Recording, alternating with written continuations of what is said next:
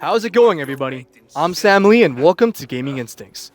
It is rare to see a video game set in the Viking era, but thankfully, franchises such as Assassin's Creed gives players the opportunity to explore ancient history.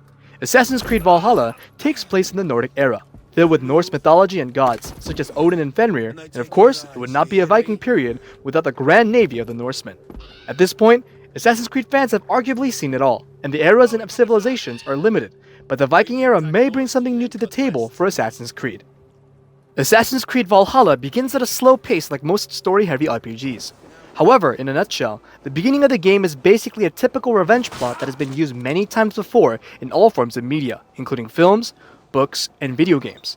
While the start of the game won't blow anyone away with anything surprising, it will set the stage on what they need to do next, and they, as Eivor, the main character, will have a clear path and understanding where the story is going next. While the plot of Assassin's Creed Valhalla may be predictable with how it starts, it is the storytelling itself, the characters, the voice acting, and how it flows is what sets it apart from other games that make it intriguing and exciting. It is a rare occurrence for individuals to like almost every character presented in a story, but there is something different about the cast in Assassin's Creed Valhalla. Almost every character fans will come across will feel natural, likable whether they're good or evil, and most importantly, fun to listen to when speaking. Everything from their voice acting, looks, and background is interesting, especially the ones that are filled with a darker past or have a mysterious and foreboding tone to them. The writing of a lot of the characters is all around great, even the ones that play supportive roles or do not get a lot of time on the screen. Even some of the ones in more humorous side quests have their own charm and unique personality. Fans will also get their Assassins vs Templars along with the modern era Animus Abstergo plot like they've always had in previous installments. This time around, however, it's a lot more exciting, fun, and gamers will be on the edge of their seat at every twist, corner, and mainline quest. To summarize the storytelling of Assassin's Creed Valhalla, it's probably best compared to something like The Witcher 3 and Game of Thrones. If someone is looking for a great lore, a good cast, and a typical medieval plot that is filled with kings, betrayal, murder, ambition, violence, and occasional comedic relief mixed in with Viking mythos and a ton of alcohol, then you'll have a great time. Just as good as ancient Egypt and Greece were both in Origins and Odyssey, the regions and map sizes in Valhalla are just as large and beautiful to explore. The biggest change Assassin's Creed Valhalla has done compared to previous entries is exploring feels a lot more natural rather than go to this marker and leave. No longer will players be forced to go out a question mark on their map and look for 10 million different things in a tiny area or hundreds of chests and treasures to collect.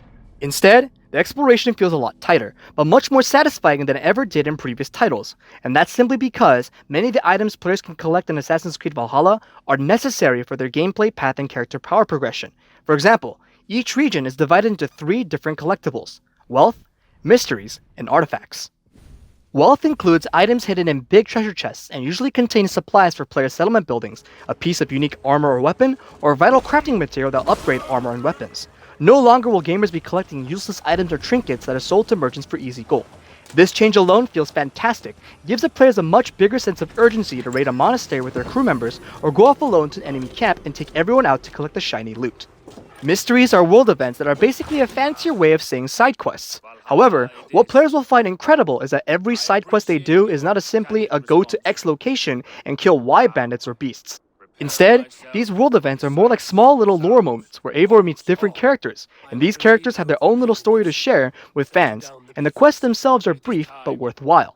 For example, in one of the world events, Eivor comes across a Viking warrior with an axe that was stuck in his head. The Viking warrior would ask Eivor, "Why am I in such pain, and why does it feel like I have a headache?" While it seems silly, it was humorous and it broke the pace a bit and made the world feel more natural. The player can complete this quest by confronting the warrior and telling him that, for Eivor to ease his pain, he will need to take the axe out of his head. But if Eivor does that, the warrior will die. The tormented character then agrees and tells Eivor that he wants to be sent to Valhalla and rest in peace. That was it. That was the entire quest. It was simple, filled with dark humor, well written, and fun to experience. Last but not least, there are artifacts to collect across different regions. Some regions have more artifacts than others, just like how others have more or less wealth and mysteries to discover. Artifacts are collectibles, such as tattoos or unique items that players give and trade in their museum at their settlement once they have built one. Overall, the natural progression of the world exploration feels a lot more organic this time around than in previous games. Most importantly, the rewards are worth the effort. Assassin's Creed has always had some sort of real estate elements in its previous titles, beginning with Assassin's Creed 2, where players could buy shops that would generate money and blacksmiths that would provide upgrades. In Assassin's Creed Valhalla, players can start a settlement in the game's early stages. With the settlement system, fans are required to have supplies and materials to build certain types of buildings across their settlement. Players can construct buildings such as museums that unlock new gameplay elements, such as collecting ancient Roman artifacts they can give to the museum keeper that grants various rewards. Gamers can also build a hunter hut and start receiving quests from an NPC named Petra, who will then send them to hunt down various beasts, including legendary ones that have better rewards. Delivering just enough wolf claws or boar tusks and other rare items from animals will reward players with more character progression. If someone is a completionist, then this is just another fun thing to do. To get building materials and supplies, the player will be required to raid with his or her crewmates across different regions, and this is where the Viking fantasy comes into play. Once Eivor is in a raid zone, he can take out his warhorn to signal a raid call, and everyone will start charging and slaughtering each other. Eivor's crew members can also help him by forcefully opening locked doors into monasteries that are filled with wealth collectibles that contain the supplies and materials necessary for various buildings. Once everyone in the raiding zone has been slaughtered, the camp is free to explore.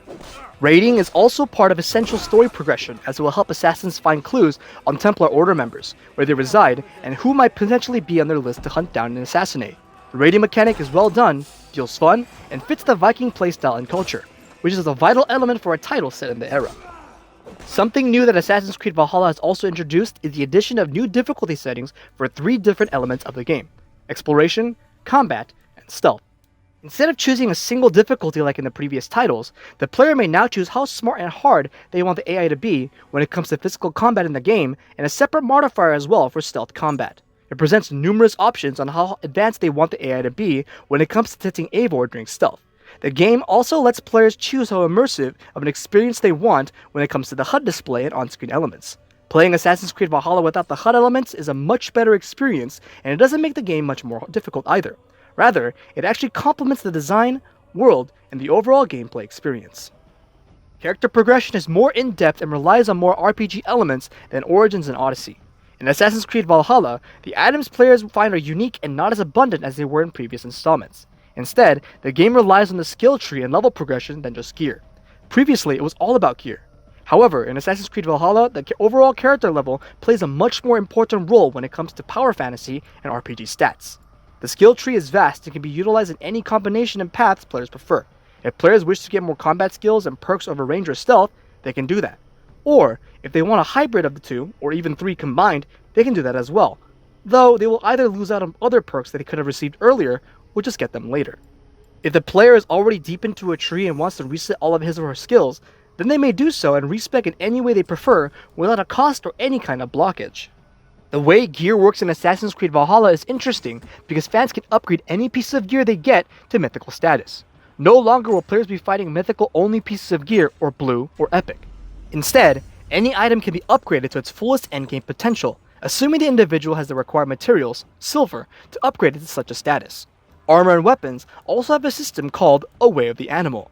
For example, if players have pieces of gear that are tied to a Way of the Bear or a Way of the Raven, they can choose specific stat bonuses if they spec into a Way of a certain animal into their skill tree.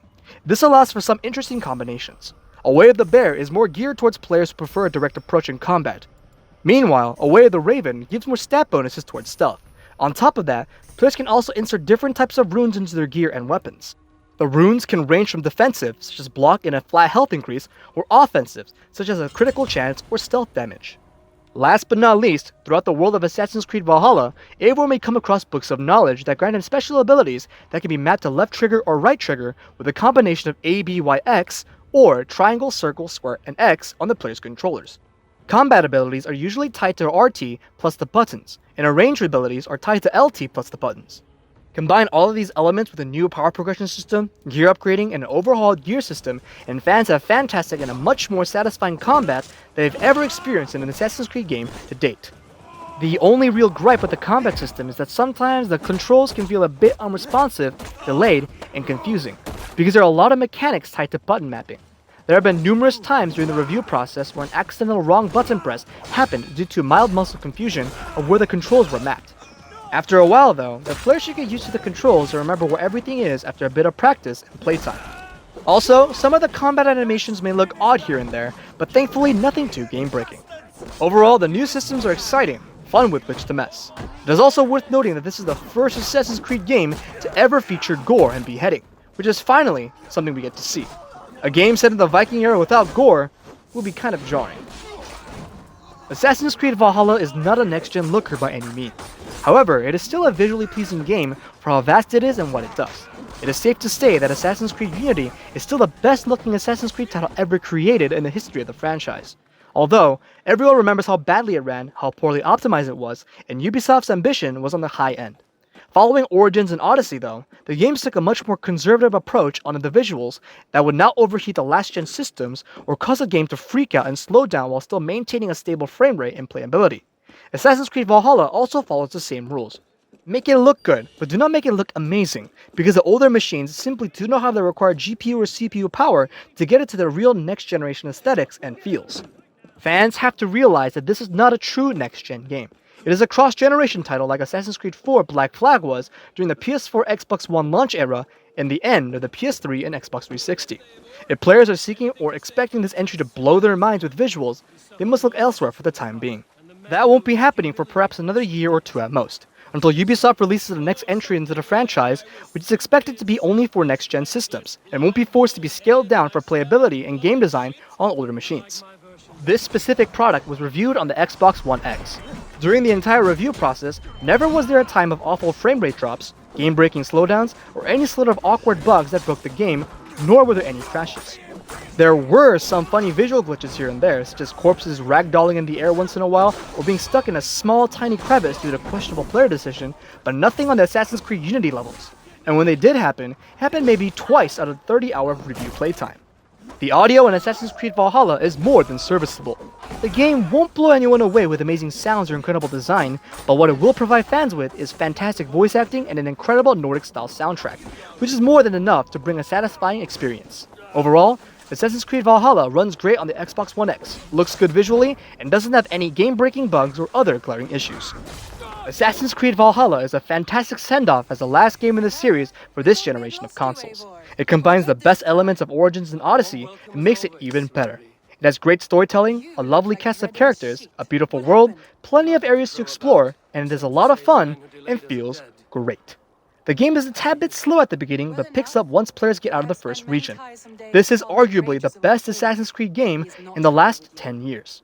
The game deserves to be a Game of the Year nominee due to how enjoyable the story is, the mechanics, exploration, and everything else despite it being a cross-generation title. 2020 is a competitive year for games, and there's a ton of great content out there. But Assassin's Creed Valhalla is a glorious masterpiece that must be experienced. Assassin's Creed Valhalla will be receiving an Editor's Choice Award with a score of 9.0 out of 10. This review would not have been possible without Ubisoft. Thanks to Ubisoft providing a review copy for Assassin's Creed Valhalla for the Xbox consoles. If you are interested in purchasing this product, please click on our Amazon affiliate link in the description box below.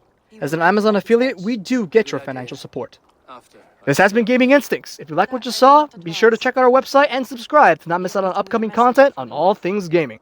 So, tell us guys, are you guys looking forward to playing this new game? Why or why not? Let us know your thoughts in the comments below. Thanks for watching. Until next time.